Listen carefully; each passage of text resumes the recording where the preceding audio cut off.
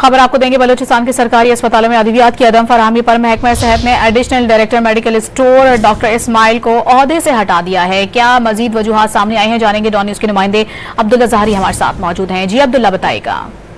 जी बिल्कुल, महकमा सेहत की जानिब से मेडिकल स्टोर डिपो के additional director doctor Saeed Mirwani को उनके ओहदे से हटाते हुए तहकीकात का आगाज कर दिया है। महकमा सेहत के हुक्काम के मुताबिक डॉक्टर इस्माइल मीरवानी ने गुज़िश्ता साल के बजट में बलूचिस्तान के सरकारी अस्पतालों में अद्वियात की खरीदारी में कोताही बरती है, जिसके बाद बेशतर अस्पतालों में साल के दौरान अद्वियात की फराहमी मुमकिन ना हो सके। उसके साथ साथ जो फंड अद्वियात की खरीदारी के लिए मुख्तस किए गए तो उनकी खरीदारी भी अमल में नहीं लाई जा सकी। इस हवाले से महकमा सेहत की जानिब से तहकीकात की जा रही कि गुज़िश्ता साल के बजट में किस कदर बजट जो मुख्तस किया गया था उसके लैप्स होने का खदशा भी मुमकिन है, जिसकी तहकीकात के बाद ही आखिरी फैसला किया जाएगा। जबकि एडिशनल डायरेक्टर को महकमा सेहत रिपोर्ट करने की हिदायत करते हुए ग्रेड 19 के मोहम्मद यूसुफ खान को एडिशनल डायरेक्टर MSD तैनात किया गया है। जी बहुत शुक्रिया अब्दुल्ला आपका।